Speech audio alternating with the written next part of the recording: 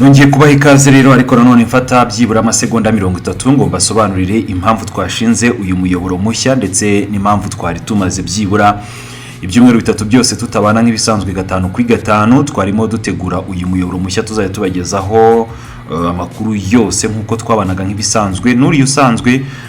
Rwanda update ya mbere twabanyeho imyaka 5 yose tuzakomeza kugenda tubagezaho amakuru ariko kandi uyu muyoboro niwo mbashishikariza gukoraho subscribe mwese tukawubaka mu gihe gito ibindi tuzakomeza kugenda tubibagezaho akarusho nuko noneho twabashyiriyeho nimero yacu aho hasi muri description wifuza kutuvugisha hari ubufasha cyangwa se nibindi waba dukeneyeho aho hasi rwose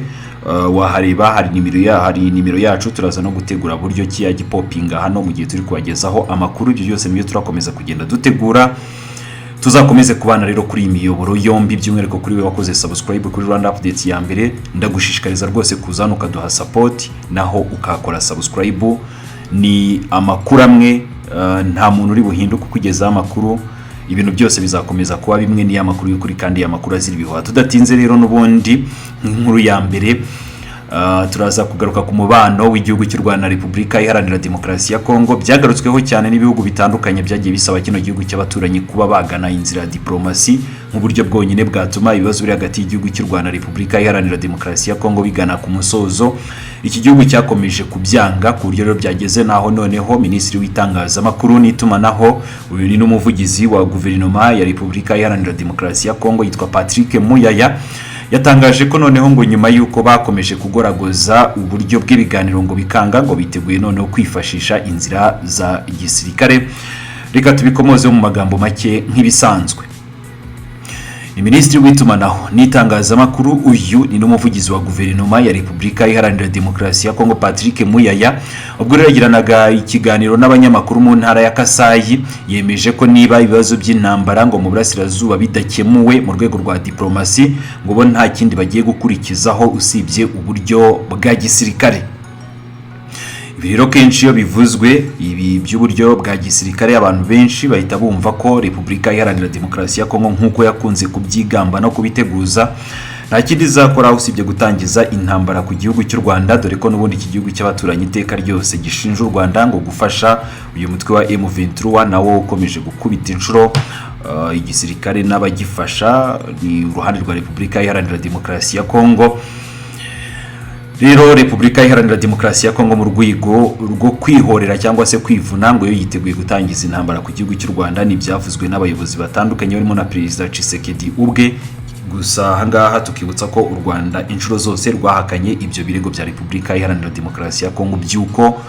rwabarufasha abarwanyi ba M23 kubwe rero uyu Patrick Muyaya ngo u Rwanda rwatinye gushyira umukono ku masezerano y'amahoro i Rwanda muri Angola rutinya ko M23 ihita ibura nkuko bigaragara mu nkuru ya radio na televiziyo bya Kongo RTNC yo kuri uyu wa gatandatu hari tariki ya 4 Mutarama 2024 Patrick Muyaya rero yagize ati nkuko rero Perezida w'u Rwanda ari wanashinze M23 ngo yarazi ko aramutse ashyize umukono kuri aya masezerano ngo yahagarika urupfu rw'umwana we kandi ko ngo byarangiza umuzunguruko wa mafia mu burasirazuba bwa Repubulika Iharanira Demokarasi ya Kongo. Patrick Muyaya ati turashaka gukemura ibibazo bidasubirwaho ntidushaka gushyikirana n'abarwanyi b'iterabwoba M23 niba rero tudakemuye ikibazo mu rwego rwa diplomasi ubu ngubu Repubulika Iharanira Demokarasi ya Kongo nk'igihugu mvugira twiteguye rwose kugana uburyo bwa gisirikare kuko amahoro agomba kugaruka burundu. Mu ijambo rye rero umuvugizi wa guverinoma ya Repubulika Iharanira Demokarasi ya Kongo Patrick Muyaya yatangaje ko izamuka ry'ubushobozi bw'ingabo za FARDC ngo ziri ku rugamba ngo naryo rikomeje kugenda rifata indi ntera ngo kubera ko abasirikare babo baratojwe bihagije ku buryo rero ngo biteguye gukora igishoboka cyose ngo barinde ubusugire bw'igihugu cyabo. Ibi rero akaba yarabivuze mu gihe abarwanyi ba M23 nabo bakomeje kugenda bongera imbaraga dore ko baherutse no kwigarura noneho Masisi zone ejo bundi ku wa gatandatu umujyi wa Masisi ni nyuma yo kugenda yirukansa abasirikare ba FARDC FDLR Wazalendo ingabo z'u Burundi n'abandi benshi bafatanya muri ibyo bice barwaniramo kuva za Rukofu Kaniro na za Katare byarangiye babambuye Masisi zone. Twanabagejejeho amashusho ku muyoboro wacu wa mbere Rwanda Updates, wanajyaho ukaba wareba.